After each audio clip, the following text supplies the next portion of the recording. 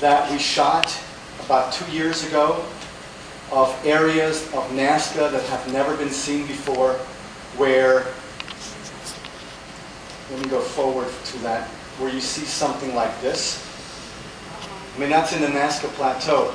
This is a portion of a more gigantic geoglyph with 3 of such circles that come together in a big gigantic triangle. And if you look, for example, at this line right here, you have a zigzag line that goes underneath it. What does that mean? It means that the zigzag line is older than whatever came later, whatever is on top of it. And the question is, how was it done? And we've had some really amazing research findings that I'll delve into later about high levels of arsenic that have been found at the beginning and at the end of these runways. Or actually, let me rephrase this, of these things that look like runways, because they never were runways.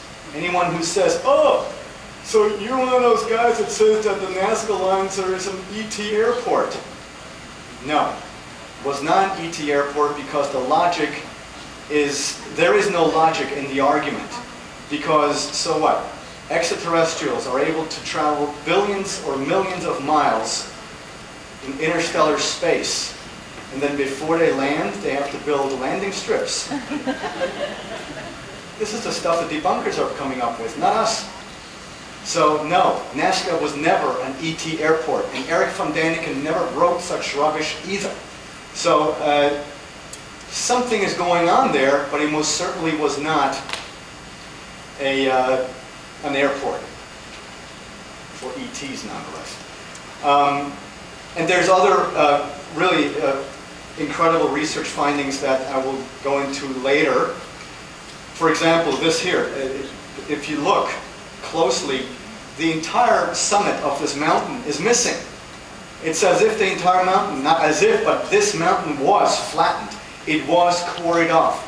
And in the vicinity of 200 miles radius, there is not one single piece of rubble where this summit, this mountaintop has gone. And it's as if it was sheared off, transported somewhere, and no one knows what happened here. One of my favorite places, Pumapunku in the highlands of the Andes in Bolivia. This is right next to Lake Titicaca, the highest navigable lake in the world, next to a world-famous Inca site called Tiwanaku. Everyone and their grandmother goes there, but nobody walks only 150 yards over due east to Pumapunku, which is way more massive, more intriguing, and you'd be hard-pressed to find anything in the specialist press or specialist textbooks about Pumapunku. You maybe find 1 or 2 paragraphs, yet you find books upon books on Tiwanaku. Why? Because there are no answers to Pumapunku. It is this field of ruins of these gigantic stone blocks, which at one point all fit together. And it's as if a giant force, some cataclysm, ripped this whole thing apart. And you know, each of these stone slabs weighs in excess of 100 tons, and it's all built out of diorite. The only thing that's harder than diorite is a type of granite. The only thing that's harder than diorite is diamond. So the only way that this all could have been manufactured, cut, is with a diamond-tipped tool. And the intricacies of these cuts, this is nothing having to do with rituals or worship. This looks very technical, that to some of these female pieces there was a male counterpart, and some of the male pieces there was a female counterpart, and so on and so forth. And mind you, these stone plates right here, okay, mainstream archaeology maintains all this was transported with wooden rollers. I have not mentioned yet that we are at 14,000 feet, which is above the tree line. There never were any trees where they could have, logged it and taken the stems for wooden rollers. And 100 tons, guys, 100 tons, it would crush, the weight would crush those stone blocks because, just forget it. Oh yeah, wooden rollers and pulleys, right? Yes, okay. Heave ho, yes, of course. Oh, yes. And all this was worked with chicken bones and obsidian. Of course, chicken bones. I do it every day. Yes, I go out and I chip away on diamonds with chicken bones. Absolutely. Now, for whom should the Twilight Zone music play in the background? Is it really us or is it them? Seriously. To suggest that holes like this was done with obsidian or with chicken bones is preposterous.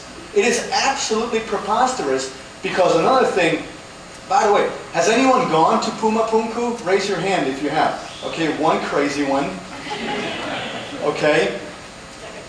Okay, all right. 2, 3.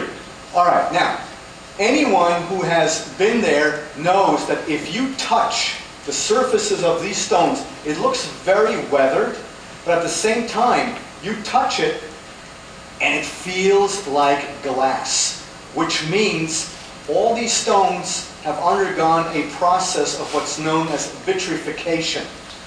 Vitrification can only be achieved if stone like this is exposed to extreme heat. And it was done with chicken bones, like, really fast, friction or something. You can't wrap your mind around it.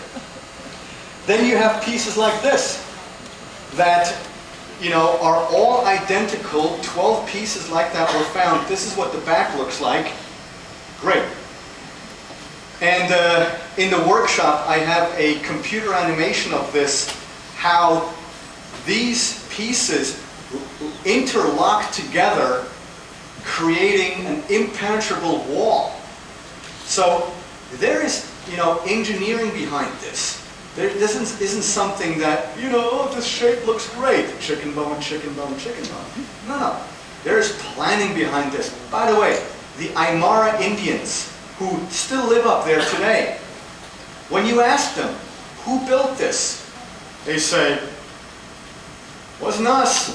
Well, because mainstream archaeology says it was the Aymara Indians. Now, everyone would have to agree that in order to build something like this, you need writing, because logistics and planning is a requirement for something like this. Now, the archaeologists are negating their own argument because archaeologists also say that the Aymara had no writing. So they really want to have it both ways, and they can't. So when you ask the Aymara Indians today, well, who was it, or since when was this here? They will tell you this was here since before the beginning of time.